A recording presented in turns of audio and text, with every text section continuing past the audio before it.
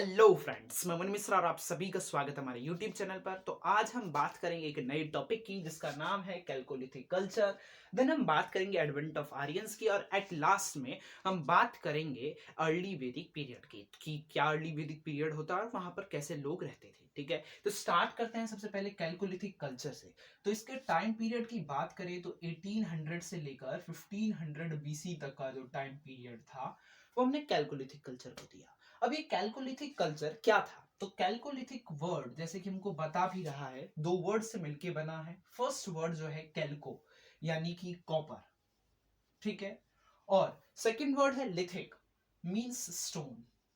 तो कोई हमसे पूछे कि बताओ कैलकोलिथिक कल्चर क्या था, तो सिंपल हमको बताना है कि एक ऐसा सिविलाइजेशन या एक ऐसा टाइम पीरियड जिसके बीच में हम कॉपर और स्टोन दोनों के बने टूल्स का और अलग अलग इंप्लीमेंट्स का यूज किया करते थे। उसी सिविलाइजेशन को, उसी कल्चर को हमने कैलकोलिथिक कल्चर का नाम दिया। ठीक है, अब जो वहां के लोग रहते थे वो अपने लिवलीहुड के लिए यानी कि जीने के लिए क्या क्या काम करते थे, तो वो गिन के बेसिकली तीन काम करा करते थे। यानी कि एग्रीकल्चर कर लिया, जिससे जो भी एग्रीकल्चर इंप्लीमेंट्स मिले, क्रॉप्स मिली, उनको खा लेते थे। सेकंड, वो पोल्ट्री फार्मिंग भी किया करते थे, यानी कि मुर्गे और मुर्गियां जो होती हैं, ठीक है, उन सबको पालना और उन्हीं को खाना। देन लास्ट में आता है फिशिंग। बेसिकली ये तीन इंपॉर्टेंट काम थे जो वो अपने लिवलीहुड के लिए किया करते थे। अब हम बात करते हैं कि जो कैलकोलिथिक कल्चर है इसके एविडेंस हमको कहाँ कहाँ मिले हैं। तो इंडिया में बात करें तो चार ऐसे प्लेसेस हैं, नाम लिखना चालू करते हैं। फर्स्ट है कयाथा, ठीक। सेकंड है आहर बानस, आहर बानस। अब कयाथा और आहर बानस दोनों जो हैं राजस्थान में मिलते हैं, ठीक है। थर्ड सवालदा, जो कि महाराष्ट्र का रीजन है। फोर्थ मालवा, जो कि एमपी का रीजन है, ठीक है। तो ये चार ऐसे प्लेसेस हैं जहां पर कैलकोलिथिक कल्चर भी हमको मिलता है। अब बात करें कि ऐसी कौन कौन सी चीजें हैं जो कैलकोलिथिक कल्चर से अब तक हमारे सिविलाइजेशन में मिलती हैं, तो वो है पॉटरी और ब्यूरियल प्रैक्टिस। यानी कि पॉटरी से मैं बात करता हूं तो जैसे हम मिट्टी से घड़े बनाते हैं या अलग अलग बर्तन बनाते हैं, तो वो उसी टाइम से चालू था, ठीक है। और अगर मैं एक आपको इमेज दिखाऊं तो देखिए ऐसे वो बनाते थे, ठीक है। तो व्हील मेड पॉटरीज को हम कहा करते थे। और बात करें अगर हम ब्यूरियल प्रैक्टिस की, यानी कि अगर कोई डेड बॉडी है, अब उसको दफनाना है, तो वो एक सेम डायरेक्शन यानी कि नॉर्थ साउथ डायरेक्शन में उसको दफनाते थे। अब इसका जो एविडेंस है वो हमको सवालदा महाराष्ट्र से मिला है, ठीक है। अब इस कैलकोलिथिक पीरियड के लिए हमारा पूरा खत्म होता है। अब हम बात करते हैं एडवेंट ऑफ आर्यंस की। तो एडवेंट ऑफ आर्यंस की बात करें तो ये अराउंड 1500 बीसी में स्टार्ट हो गया था, ठीक है। अब ये आर्यंस थे कौन? आर्यंस एक लिंग्विस्टिक कम्युनिटी थी, एक लिंग्विस्टिक कम्युनिटी थी। यानी कि लिंग्विस्टिक होता क्या है? लिंग्विस्टिक से मतलब है लैंग्वेज से रिलेटेड, ठीक है। तो पूरी जो ये कम्युनिटी थी आर्यन, वो सेम लैंग्वेज बोला करती थी। बेशक और सब कुछ अलग हो लेकिन लैंग्वेज सेम था उनका, ठीक है। अब ये आर्यंस जो थे ये स्टार्टिंग में पेस्टोरलिस्ट थे, पेस्टोरलिस्ट थे और नोमैडिक थे। अब मैं एज्यूम करता हूं कि पेस्टोरलिस्ट और नोमैडिक का मतलब तो सबको पता होगा, अगर नहीं पता है तो आप गूगल कीजिएगा, ठीक है। अब हम देखें पेस्टोरलिस्ट और नोमैडिक थे। अब बता देता हूं, पेस्टोरलिस्ट का मतलब होता है वही ऐसे लोग जो गुड पेस्चर की उम्मीद में, यानी कि गुड पेस्चर, एक ऐसा लैंड जहां पर हमको ग्रास ज्यादा मिले, अपने कैटल्स के लिए वो इधर से उधर घुमा करते थे, ठीक है। एग्जाम्पल लेते हैं कि वो सबसे पहले रसियन स्टेपीज में थे, स्टेपीज ऑफ रसिया में थे, ठीक है। वहां पर आसपास उन्होंने जो भी घास होगी उसको खाया। जब वहां पर सारी घास खत्म हो गई या घास मिलना कम हो गया, देन वो आगे के इंडियन सब कॉन्टिनेंट में एंटर करते हैं। और ऐसे ही आर्यंस जो हैं वो हमारे इंडिया में एंटर करते हैं। सबसे पहले वो रसियन स्टेपीज, रसियन स्टेपीज और सेंट्रल एशिया में थे, ठीक है, तभी वो इंडियन सब कॉन्टिनेंट में आते हैं। लेकिन जब वो इंडियन सब कॉन्टिनेंट में एंटर करते हैं तब इंडिया में कुछ रूलर्स पहले से थे। अब वो जो रूलर्स थे उनकी आर्यंस के साथ लड़ाई होती है और उसमें आर्यंस जीत जाते हैं। अब आर्यंस जब जीतते हैं तो इनके पीछे के सिर्फ दो कारण थे। पहला कारण हॉर्सेस, यानी कि इंडिया और इंडियन सब कॉन्टिनेंट में घोड़े जो थे वो पहले बार ये आर्यंस लाते हैं। और second mail coats, mail coats और हेलमेट्स। ठीक है, मेल कोट का मतलब होता है कवच जो कि लोग पहना करते थे वॉर के टाइम में, और हेलमेट पता है सर को पहनने के लिए जिससे सर बचा रहे। ठीक है, एक इमेज देख लीजिए आप। ठीक है, तो आपने मेल कोट्स और हेलमेट्स देखे। अब जब ये आर्यंस ये सारा काम कर लेते हैं, यानी कि इंडिजीनियस रूलर्स को हरा देते हैं, उसके बाद ये इंडियंस में इंडिया में बैठकर एक रेगुलर जीवन जीने लगते हैं। यानी कि अब ये मूवमेंट नहीं करेंगे, अब ये एक ही जगह पर बैठकर कुछ स्क्रिप्चर्स लिखना चालू करेंगे जिनको हम वेद के नाम से जानते हैं। अब ये वेद वेद इसीलिए इंपॉर्टेंट है क्योंकि ये हमें उस टाइम के लोगों की अंडरस्टैंडिंग के बारे में, कैसे वो रहते हैं उसके बारे में बताता है। और इसमें सबसे इंपॉर्टेंट वेद जो है वो है ऋग्वेद। और इसी ऋग्वेद के अकॉर्डिंग हमने टाइम को बाद में दो पार्ट में बांटा, अर्ली वैदिक पीरियड और लेटर वैदिक पीरियड। ठीक है, तो अब हम बात करेंगे अर्ली वैदिक पीरियड की। तो चलिए शुरू करते हैं। हमने बात करी कि जब आर्यंस आए तो उन्होंने वेद लिखना चालू करा। अब उसी वेद के अकॉर्डिंग हमने टाइम पीरियड को दो पार्ट में बांटा। फर्स्ट अर्ली वैदिक पीरियड जो कि 1500 से लेकर 1000 बीसी तक चलता है, और देन हम अगले वीडियो में बात कर रहे होंगे लेटर वैदिक पीरियड की जो कि 1000 से लेकर 600 बीसी तक चल रहा है। ठीक है, तो सबसे पहले हम बात करते हैं अर्ली वैदिक पीरियड के इकोनॉमी एस्पेक्ट्स के बारे में। ठीक है, कि जो वहां के लोग रहते थे उनकी इकोनॉमिकल पर्सपेक्टिव क्या थी। तो इनका जो मोस्ट इंपॉर्टेंट वेल्थ था वो था कैटल, जो कि हमने पहले भी बात करी कि वो एक रसियन एरिया से, ठीक है, जो कि बहुत किलोमीटर दूर था, वो वहां से इंडियन सब कॉन्टिनेंट में कैटल के साथ आए थे और कैटल की वजह से आए थे। ठीक है, क्योंकि रसियन स्टैपीज में हो सकता है ग्रास खत्म हो गई होगी, तो उसी को ढूंढते ढूंढते वो इंडियन सब कॉन्टिनेंट में आते हैं। इसीलिए सबसे मोस्ट इंपॉर्टेंट जो वेल्थ था वो था कैटल। वो कैटल से अपना मोस्ट ऑफ गुजारा चलाते थे। Then second important economic wealth जो उनके लिए थी वो थी उनकी agricultural commodities. Agricultural commodities, agricultural commodities से मेरा मतलब है कि जब वो एग्रीकल्चर करते होंगे तो उससे जो उनका क्रॉप निकलता होगा वो उसको अपनी सेकंड इंपॉर्टेंट वेल्थ मानते थे। ठीक है, और हमको एविडेंस मिलते हैं कि वहां पर व्हीट और बार्ले दोनों ही बहुत ज्यादा अमाउंट में उगाया जाता था। अब मैं बात करूं कि कोई फॉर्मल सिस्टम था कि टैक्स लिया जाएगा या नहीं लिया जाएगा, तो ऐसा नहीं था। ठीक है, कोई भी टैक्सेशन का सिस्टम नहीं था। लोग जो अपना मन करता था वो थोड़ा सा पार्ट राजा को, यानी कि जो लीडर होता था कम्युनिटी का, उसको दे देते थे और उसको कहते थे कि हमने बलि दी है। ठीक है, हमने बलि दी है या भाग दिया है। ठीक, कोई नहीं है, बस जो भी हमारे, मान लीजिए 100 किलो प्रोडक्शन हुआ, अब 100 किलो में से मैंने अपने मन से 10 किलो राजा को दे दिया और कह दिया कि ये मेरी तरफ से बलि हो गई या मेरी तरफ से भाग हो गया मेरे प्रोडक्शन का। ठीक है, तो इकोनॉमी में बस हमें इतना ही पढ़ना है। देन हम बात करेंगे रिवर्स की, कि कौन कौन से इंपॉर्टेंट रिवर्स थे। रिवर्स में उन्होंने नाम लिया है सप्त सिंधु का, जो कि बहुत इंपॉर्टेंट रिवर्स है। अब इस सप्त सिंधु में कुल 7 नदियां आती हैं। ठीक है, तो नाम है इंडस, झेलम, चेनाब,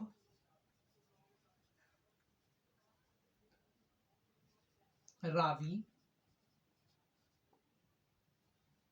ब्यास, सुतलज या सतलज, और लास्ट में आता है सरस्वती।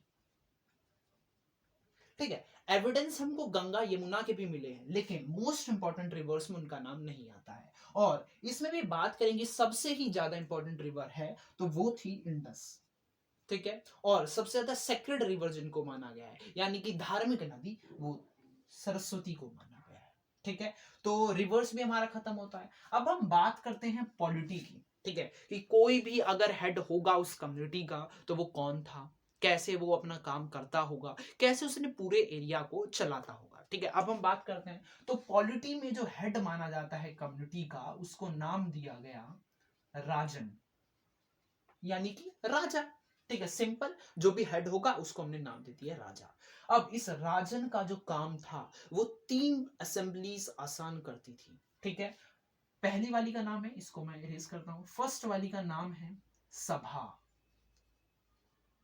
सेकंड वाली का नाम है समिति, और थर्ड है विधाता। ठीक है, इनके फंक्शंस जानने से पहले हमारा मोस्ट इंपॉर्टेंट काम होगा कि हम राजन का फंक्शन जाने, कि राजा जो है वो क्या करेगा। राजा को हम क्यों ये 10 किलोग्राम, मतलब एग्जाम्पल ले तो कुछ क्यों हमको थोड़ा सा पार्ट उसे दे रहे हैं। एग्जाम्पल ये है कि राजन जो है वो दूसरे ट्राइबल कम्युनिटीज के साथ लड़ाई करेगा, और जब उनकी कम्युनिटीज को जीतेगा तो उनका जो मोस्ट इंपॉर्टेंट वेल्थ होगा यानी कि कैटल, उसको अपने लोगों को बांटेगा और अपने पास रखेगा। ठीक है, तो इसीलिए हम थोड़ा सा पार्ट उसको एक तरह से टैक्स में दे देते थे। अब बात करें सभा की, तो सभा एक असेंबली थी जो कि इंक्लूसिव असेंबली थी।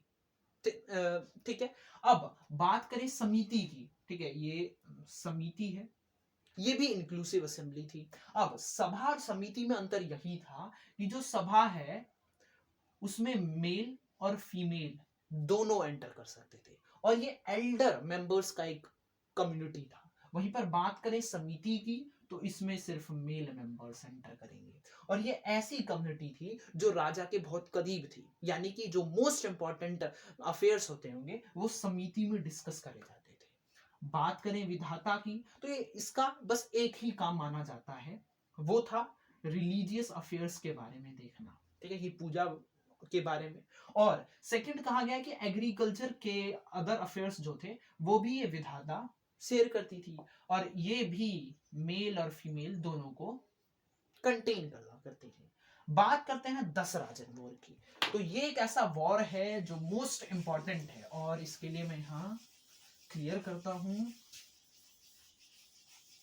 हम इतनी देर से आर्यंस पढ़ रहे हैं, तो आर्यंस में जो मोस्ट इंपॉर्टेंट कम्युनिटी थी उसका नाम था भरत, जिसके नाम पे हमारे इंडिया को भारत भी कहा जाता है। तो इस भारत का जो लीडर था उसका नाम था सुदास। सुदास, ठीक है, उस टाइम जो मोस्ट इंपॉर्टेंट एक पोस्ट हुआ करती थी, उस पोस्ट का नाम था हेड प्रीस्ट, यानी कि कुल गुरु कहते हैं हम इसको, हेड प्रीस्ट। अब इसके लिए 2 दावेदार थे, यानी कि 2 कंटेस्टेंट थे। एक का नाम विश्वामित्र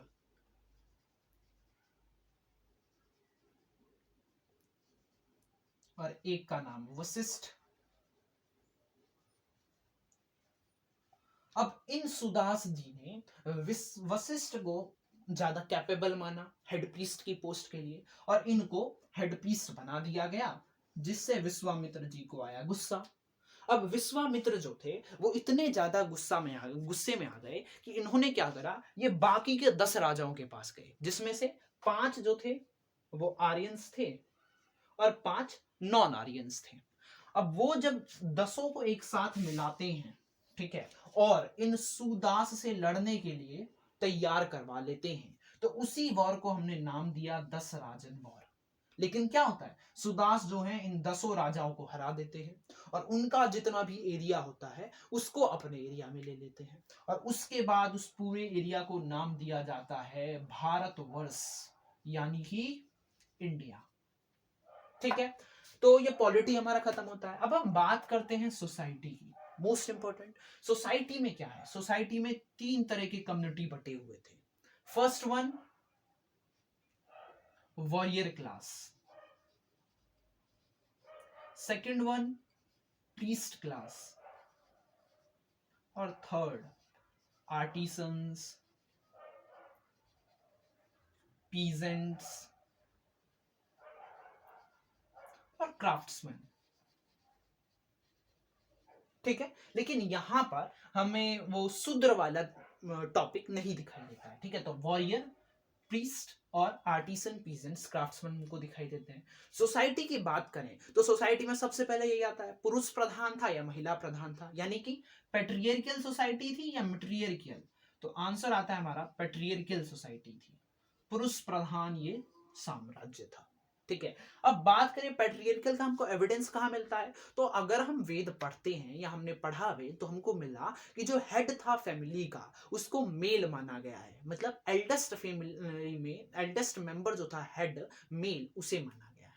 ठीक है, तो उसीलिए हमने पेट्रियर्कियल सोसाइटी माना है। लेकिन ऐसा नहीं है, पेट्रियर्कियल सोसाइटी है तो महिलाओं को ज्यादा रिस्पेक्ट नहीं दी गई है। आपने पहले भी देखा सभा और विधाता दोनों में उनके राइट्स दिए गए हैं, और कोई भी किंग चुनने में भी उनको राइट्स दिए जाते थे। ठीक है, तो हमको दिखता है पैट्रियर्कल सोसाइटी है, लेकिन फीमेल्स को भी एडवांटेज दी जा रही थी। अब हम बात करते हैं, अगर हम सोसाइटी की बात करें तो सबसे पहले मैरिज कैसा था, मैरिज सिस्टम कैसा था। मैरिज सिस्टम की बात करें तो चाइल्ड मैरिज यहां पर नहीं थी। ठीक है, एक अच्छे जब एज में आ जाते थे दोनों मेल और फीमेल तब उनकी शादी करी जाती थी। और हम बात करें तो विडो रीमैरिज, ठीक है, विडो रीमैरिज जो था वो भी होता था, लेकिन उसकी एक कंडीशन थी जिसको नाम दिया गया नियोग विवाह। नियोग विवाह, अब ये क्या होता है नियोग विवाह, इसको समझते हैं। नियोग विवाह एक ऐसा मैरिज होता है, मान लीजिए दो भाई हैं ए और बी। ठीक है, अब ए इसमें बड़ा है, ए की सी से शादी होती है, लेकिन कुछ टाइम के बाद ए की डेथ हो जाती है, और ये जो बी है यंगर ब्रदर वो अभी तक कुंवारा है, यानी उसकी शादी नहीं हुई है। तब जब इसका ए भाई मर जाता है तब इस सी की शादी बी के साथ करवा दी जाती है।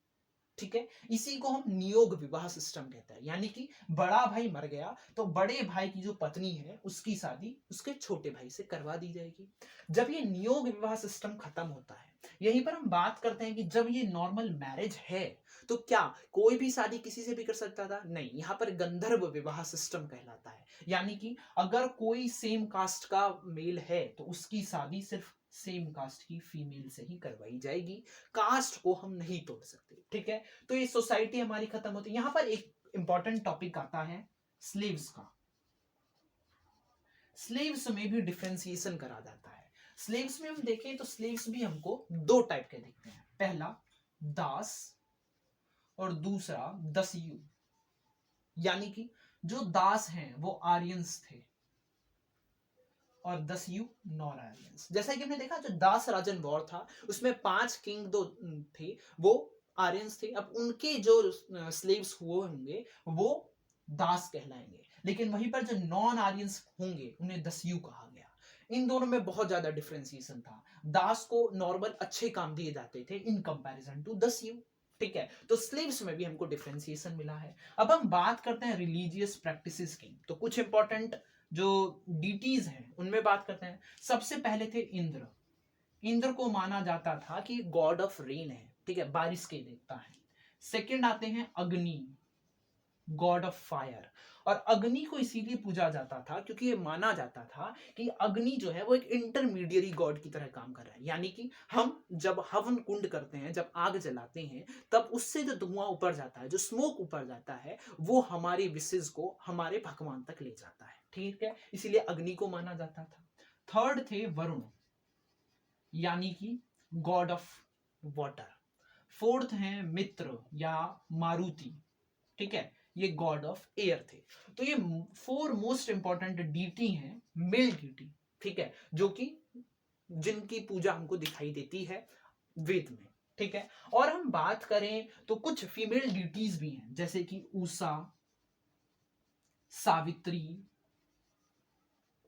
ये कुछ फीमेल डीटीज हैं जो हमको दिखाई देते हैं। और इसी टाइम में गायत्री मंत्र को भी पहली बार बोला गया था और वो विश्वामित्र जी ने बोला था। ठीक है, गायत्री मंत्र इसी टाइम आता है और वो सावित्री और सूर्य देवता के लिए बोला गया था। अब हम देखते हैं कि जो अर्ली वैदिक पीरियड के लोग थे उन्होंने जितने भी गॉड्स रखे, इंद्र गॉड ऑफ रेन रखा, अग्नि गॉड ऑफ फायर रखा, तो ऐसे जितने भी हमने गॉड देखे वो क्या कर रहे थे, जो भी अपने आसपास नेचर की चीजें देख रहे थे उन्हीं को गॉड बना दे रहे थे। ठीक है, ये हमको देखने के लिए मिला। और अर्ली वैदिक पीरियड में मोस्टली क्या होता था, लोग बहुत तेज तेज मंत्र को पढ़ा करते थे, यानी कि हिम्स पढ़ा करते थे, और वो मानते थे कि हम जितना तेज पढ़ेंगे और उसी की वजह से भगवान तक हमारी आज्ञा यानी कि हमारे विशेष पहुंच पाएंगी और भगवान हमारी आज्ञा या हमारे विशेष को मान लेंगे। ठीक है, तो ये हमने पूरा पढ़ा अर्ली वैदिक पीरियड के बारे में। नेक्स्ट वीडियो में हम बात कर रहे होंगे लेटर वैदिक पीरियड के बारे में। तो आप तब तक पढ़िएगा और हमारे टेलीग्राम चैनल से जुड़ना मत भूलिएगा। Thank you so much.